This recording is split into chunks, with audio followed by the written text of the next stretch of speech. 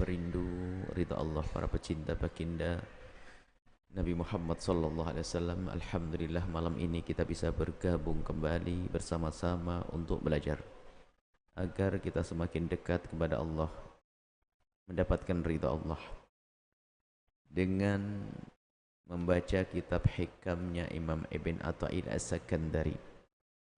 Dan seperti biasa sebelum baca hikam kita ada muqaddimah fiqhiyah ringan, wawasan fikih dengan kitab Mukhtasar Abi Suja atau yang disebut sering dikenal dengan kitab Taqrib.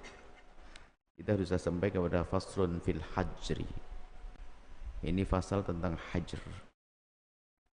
Al-hajr adalah membatasi aktivitas seseorang dalam urusan transaksi. Hajr. Indahnya Islam, ada beberapa orang yang tidak diperkenankan bertransaksi mengeluarkan harta atau hak miliknya, padahal itu miliknya sendiri, diatur oleh Islam. Tujuannya adalah kebaikan untuk orang tersebut. Kita mulai langsung berkata Imam Abu Suja rahimahullah ta'ala, nafa'ana Allahu bihi wa bi ulumihi wa bi ulumi masyaikhihi wa talmidati fid dharaini amin. Sampai kepada faslun fil hajri, masalah bab hajr.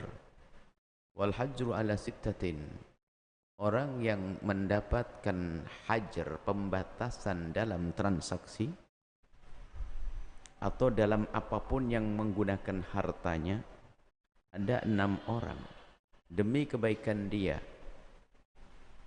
Yang pertama, as-sabiyyu, anak kecil yang belum tamyiz, yang belum bisa faham nalarnya, belum jalan, dan syariat mengukuhkan yang demikian tentu demi kemaslahatan si anak kecil, karena anak kecil belum mengerti tawar menawar dan maslahatnya bagaimana, keuntungan belum faham, sehingga kalau dibuka maka akan kebuka pintu kezaliman dari orang-orang yang ada di kiri kanannya.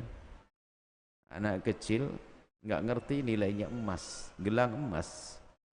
Lalu orang gede bisa ngomong, gelangmu tuh apaan nih? Mau saya ganti duit? Kasih duit 1000-an, 15. Bagus. Wah, dikipasin begitu, senang dia. Wah, milih. Atau kue, nggak ngerti anak kecil. Makanya agar tidak terjadi hal yang demikian, maka namanya hajar. Hajar ini peringatan bagi siapapun, ya jangan jual beli dengan anak kecil. Langsung di dalam bahasan fikih, tidak sah jual belinya anak kecil. Jual beli anak kecil tidak sah. Kalau Anda memaksakan diri Anda untuk transaksi dengan anak kecil, kalau menguntungkan anak kecil, ya akan dibiarkan oleh hakim tetap berlanjut. Kalau ternyata merugikan anak kecil, harus dibatalkan untuk dikembalikan kepada haknya anak kecil. Misalnya dibohongi tadi, nggak bisa. Tapi sebaliknya, kalau Anda terbohongi, Anda ngaju ke mahkamah, Pak Hakim, saya ditipu anak kecil. Siapa yang nipu? Anak umur 5 tahun. Jawab hakim sederhananya, kapokmu kapan? Salahnya sendiri buat transaksi sama anak kecil. Memang tidak boleh kamu transaksi anak kecil. Kenapa kamu transaksi? Tapi saya dibohongi. Ya salahnya kamu, nggak diurus. Karena memang aslinya nggak boleh. Kita tidak boleh membuka pintu kezaliman anak kecil. Itu indahnya Islam. Kemudian setelah anak kecil, ada namanya al-majnun, orang gila. Anak kecil dan orang gila sama kurang lebihnya. Maka walinya yang mengurusinya tidak boleh membebaskan uangnya kepada anak kecil untuk bertransaksi sendiri, nggak boleh. Dan kalau dia melepasnya, maka dia menanggungnya. Kalau dia melepaskan anak kecil yang di bawah naungannya, dikasih duit 50 juta, habis sehari, dia nanggung loh ya. Ini indahnya Islam tuh sampai sebegini, diperhatikan. Nggak boleh ada kesempatan membohongi siapapun. Kemudian ini orang gila. Kemudian jika dia ingin membelanjakan untuk anak kecil atau untuk orang gila, harus membelanjakan sesuatu yang memang betul dibutuhkan untuk anak tersebut.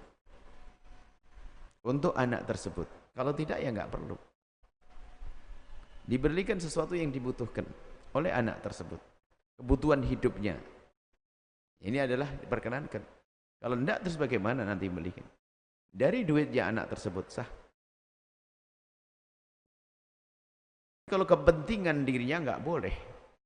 Dan ini bisa saja tanpa disadari seorang ibu janda, suaminya meninggal, punya anak yatim. Tak tahu sang ibu ini begitu mudahnya membelanjakan uang anaknya semaunya dia. Haram, nggak boleh itu. Nggak boleh. Atau seorang bapak yang istri yang meninggal dunia punya warisan. Sehingga warisan anak-anaknya, biarpun itu anaknya, nggak boleh seenaknya sendiri. Termasuk anak yatim tadi. Bahkan kalau ingin menjalankan dalam dunia bisnis, harus yang dalam bahasa fikihnya yang aman, posisi aman. Ribtoh. Jadi ada gambaran tentang pasti untuknya. Kalau tidak ada gambaran semacam itu, kok dia begitu enaknya, begitu gampangnya menggunakan hartanya anak yatim, kalau bangkrut dia wajib menggantinya. Hati-hati. Cuman biasanya seorang ibu kan tidak sadar nih, dipikir anaknya duitnya dia, enggak, dia anak yatim yang harus dijaga. Dan siapapun enggak boleh bertransaksi dengan dia karena masih kecil, termasuk anak gila, orang gila. Kemudian yang ketiga adalah safih al-mubadzir limalihi. Ada orang safih al-mubadziru limalihi, bukan anak kecil, bukan orang gila, cuma dia safih. Safih itu orang yang tidak bisa membelanjakan hartanya, nggak ngerti, tentunya karena kurang akalnya, tapi tidak sampai gila, nggak sampai gila dia. Pengen nikah, kadang-kadang normal dia. Ini cuman dia memang nggak normal, nggak sempurna, tapi dia masih punya akal yang kesadaran. Yang demikian ini nggak boleh mubadzir mali, sehingga kalau belanja ngawur. Jadi kalaupun duit seberapa pun akan habis dia. Cukup disanjung sama temennya saja, padahal sudah gede, umur 17 tahun. Wah, kamu hebat, ini belanja yo, ditraktir habis. Nah ini. Nah untuk yang demikian ini, orang yang mubadzir malihi nanti yang punya peran di dalam menghentikan transaksi adalah qadhi. Bukan kita. Kita sendiri membatasi dengan dia. Tapi kalaupun masih transaksi kita dengan dia selagi belum diputuskan oleh imam, maka transaksi kita sah. Ini intinya, ini adalah hal yang harus perhatikan. Maka orang-orang semacam itu, kalau seorang imam, pemimpin menemukan orang yang semacam ini, maka akan dikasih rambu-rambu siapapun yang ada di kirikannya, bahwasanya dia adalah mahjur alaihi bisafah. Dia orang yang dilarang mentransaksikan hartanya karena kelemahan di dalam pikirannya. Bukan gila, tidak. Lemah dia. Nggak ngerti bagaimana transaksi yang benar, untuk nggak ngerti nawar-nawar. Kalau belanja ya karena ada duit langsung aja. Dibohongi orang ya nggak ngerti dia. Dilindungi lagi ini oleh mahkamah, oleh hakim. Kemudian juga muflis alladhi irtakabahu duyun. Al-muflis itu adalah irtakabathu duyun, jadi orang bangkrut. Dia punya utang lebih banyak daripada kekayaannya. Maka ini yang dijaga bukan dia, yang dijaga orang lain. Maka dilarang kamu jangan transaksi kepada dia, karena dia jangan punya apa-apa. Maka kalau anda memaksakan dengan dia kok ditipu sama dia, ya syukurin, salahmu sendiri. Jadi ada hal ini adalah kemaslahatan untuk semuanya. Jadi orang mahjur alaih ini ada bisafah, ada mahjur alaih karena dia kelilit utang. Itu lihat indahnya dalam Islam tuh, negara punya peran untuk menjaga orang lain agar tidak berurusan dengan dia. Kadang dia sudah punya banyak utang, utangnya sudah tidak karu-karuan, buayanya perlente dia. Dia siap cari mangsa untuk bohongin orang, pinjam jual beli transaksi, katanya nggak ada yang bayarin. Katanya wah ini rumah saya, padahal rumahnya sudah disegel. Nah, orang yang semacam ini nanti kasih tanda, nggak boleh siapapun transaksi dengan dia. Kalau kamu masih memaksakan transaksi dengan dia, urusanmu kalau kamu dibohongin sama dia. Ini gambarannya semacam itu. Wal maridu al makhufu alaih fima zada ala thuluthi. Ada lagi yang keenam adalah orang yang sakit, khawatirkan memang ini sakit mau mati.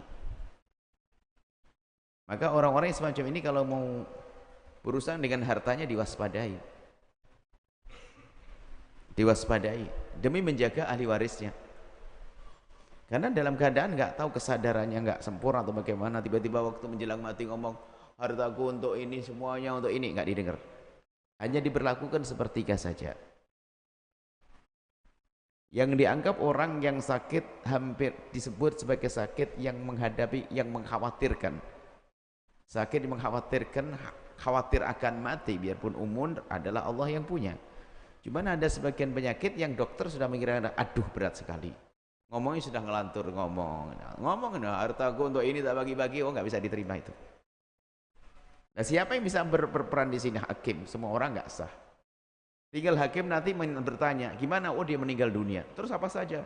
Pak Hakim, dia telah wasiat sebelum meninggal dunia, telah berpesan bahwasanya harta ini aku berikan ini, harta yang aku berikan ini. Hakim bertanya, kapan ngomongnya? Kemarin. Jam berapa? Jam 10. Meninggalnya jam berapa? Jam 12. Dekat. 10, 12, 2 jam. Terus gimana? Wah, berarti nggak bisa didengar omongannya. Karena sudah mendekati kematian. Hanya sekedar tambahan, yang dianggap mendekati kematian itu adalah wanita yang sudah mengalami pembukaan kelahiran. Subhanallah, hebat wanita itu. Melahirkan tuh taruhannya nyawa ya. Makanya ada orang durhaka sama orang tua ini, kurang ajar banget dia tuh. Dia tuh taruhannya nyawa. Maka di saat dia begitu kok memberikan hartanya nggak bisa diterima semuanya. Karena dia anggap dia kayak mau mati. Dan memang setengah mati itu. Perjuangan. Ini sebagian ulama memasukkan itu orang-orang yang kayak begitu tuh tidak bisa memberikan hartanya semuanya. Kalaupun dia telah memberikan hartaku semuanya aku berikan kepada dia, nggak bisa. Hanya sepertiga saja ini diberlakukan. Baik, ini adalah gambaran 6 orang yang harus dicermati. Ada batasan-batasan di saat kita ingin bertransaksi pada mereka. Anak kecil, kemudian orang gila, orang yang safih yang tidak, orang yang kurang akal tapi tidak sampai gila sehingga tidak bisa bernawar transaksi yang benar, kemudian orang yang kelilit utang, kemudian orang yang takut, orang yang mau mati, nggak boleh. Ada satu lagi, wal abdul ladzi lam yu'dzan lahu fi tijarati, budak yang tidak diizinkan. Budak sudah ada, tidak ada, ini nggak usah dibahas sebetulnya ya, ini hanya sekedar cerita saja. Budak itu kalau bertransaksi nggak sah kecuali sudah diizinkan oleh tuannya. Tuannya mengatakan, wahai budakku kau jual belilah sana, iya, itu pun keuntungan untuk tuannya, bukan untuk si budak. Tapi kalau budak tiba-tiba ngambil duit orang tuannya, transaksi nggak sah. Seperti itu. Begini gambaran ringkas saja, namanya fikih. Kita fikih ringkas untuk pengenalan wawasan fikih saja. Naam. Ini ada tasarrufus sabiyyu wal majnunu was safihu ghairu sahih. Tasarrufus sabiyyi wal majnuni was safihi ghairu sahih. Semua transaksi yang dijalankan oleh anak kecil yang belum tamyiz, yang belum bisa membedakan antara kiri dan kanan, yang bisa membedakan antara roti dengan api, yang belum bisa, mohon maaf, cebok sendiri, masih anak kecil, maka transaksinya tidak dianggap.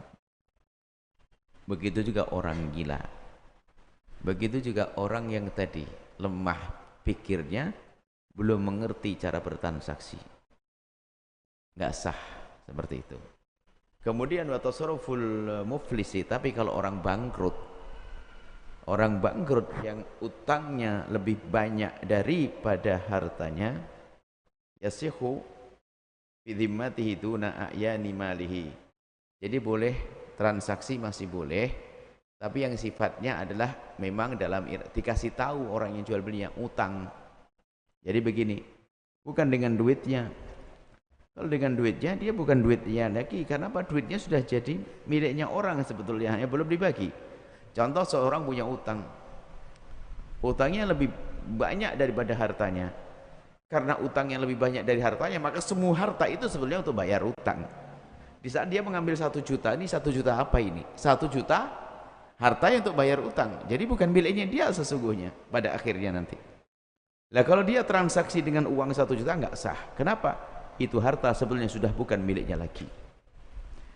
Maka Anda tidak boleh transaksi dengannya dengan cara semacam itu. Tapi kalau transaksinya begini, sudah ngomong, Pak, bahasanya sederhana begini, aku punya utang lebih gede daripada harta saya, tapi saya pengen beli kepadamu, beli motor. Cuman bayarnya gimana? Kata yang ini, ya karena nggak punya duit ya, bayarnya nanti kalau aku sudah bebas utang saya dapat duit, saya bayari nanti, alias ngutang. Baru itu sah transaksinya. Kenapa? Dia sudah nerima ngutang nanti. Ngutang itu bukan bagian, bukan ngambil dari harta yang saat ini di bawah rengkuannya yang bakal digunakan untuk bayar utang. Tapi ini nanti, ya nanti kalau sudah kebayar utang bebas, saya cari duit bayar. Nah, kalau yang punya motor mau ya, dia orang baik pengen nolong aja, barangkali memang dia tukang ojek atau ketua ini, mungkin bisa bermanfaat. Baik. Kemudian wa tasarruful maridi fi ma zada ala thuluthi. Adapun orang yang sakit mau mati tadi, kalau tidak tiba-tiba memberikan semua hartanya kepada, menghibahkan kepada siapa saja, masjid kayak pondok kayak atau bagaimana, mungkin mau mati dia. Oh ya Allah, aku pengen selamat di dunia, aku capek-capek cari duit, mau mati dia. Ya Allah, hartaku semuanya untuk pondok Al-Bahjah. Ya nggak bisa dong, dia mau mati. Hanya diambil berapa? Sepertiganya saja, selebihnya diwaris. Kecuali dia lagi seger buger begini, dia memberikan sah. Wa tasarruful 'abdi yakunu fi dhimmatihi. Tapi kalau ada seorang budak yang belum diizinkan oleh tuannya untuk bertransaksi, kok kemudian dia bertransaksi, maka itu di dalam hutangnya dia, ditunggu dia punya transaksi. Misalnya sudah membeli kepada seorang, beli motor atau beli apa saja, beli makanan deh banyak sama, atau makanan sudah habis gini, membayarkan, bayar, budak nggak punya duit, megang duitnya tuannya, nggak sah karena bukan duitnya dia. Lalu bagaimana transaksinya? Jadi utang di pundaknya dia. Nanti kalau tiba-tiba merdeka cari duit baru bayar. Nah, seperti itu. Nah, gambarannya bahwasanya gini loh ya. Dari hal-hal yang disebutkan tadi itu, begitu indahnya Islam, bukan sekedar melarang orang itu berbohong, menipu dan berbuat zalim, akan tapi Islam juga menutup pintu-pintu kezaliman, menutup pintu bohong dan dusta. Indah, bukan sekedar dikatakan wala tanajasu wala tadabaru wala tabaghadu wala yabi ba'du ala ba'ibadin, bukan sekedar melarang jangan kamu bohong, jangan kamu tanahnya jasi, bukan seperti itu, tapi diantisipasi. Kau jangan jual beli dengan dia, kau jangan jual. Kenapa? Kalau kau jual beli dengan dia bahaya untukmu. Kamu bisa saja dolim kepada dia karena dia anak kecil. Orang ngerti, nggak ngerti tawar menawar anak kecil. Maka dijaga oleh Islam. Itu indahnya agama yang dibawa oleh baginda Nabi Muhammad sallallahu alaihi wasallam.